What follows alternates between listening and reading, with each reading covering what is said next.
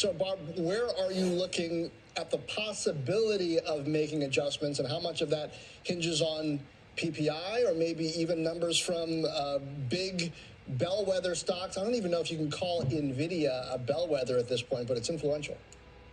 Yeah, no, NVIDIA, I'm not quite sure is a bellwether. It's simply got its own unique characteristics in terms of the AI play.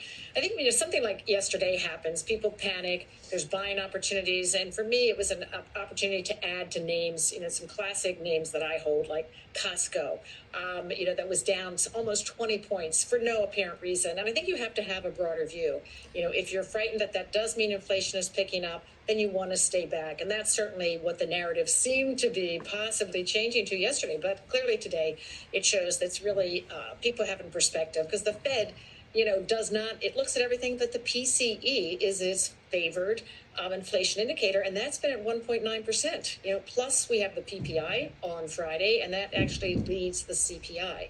So for me, I'm not making big adjustments. I still continue to be a stock picker here. Yes, the mega cap technology, they have very strong growth characteristics, and I think you have to stay with them and buy on any weakness. NVIDIA is running into earnings, and I'm also adding idiosyncratic names, like I'm actually starting to nibble at Rivian, given the risk reward there and the concerns over EV slowdown, but they have their own separate characteristics that I think make this a good risk reward.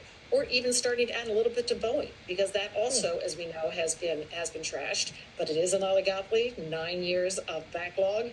And I think the risk reward there is attractive. So it's things like that when you get these little sell-offs that you begin to nibble on. Yeah.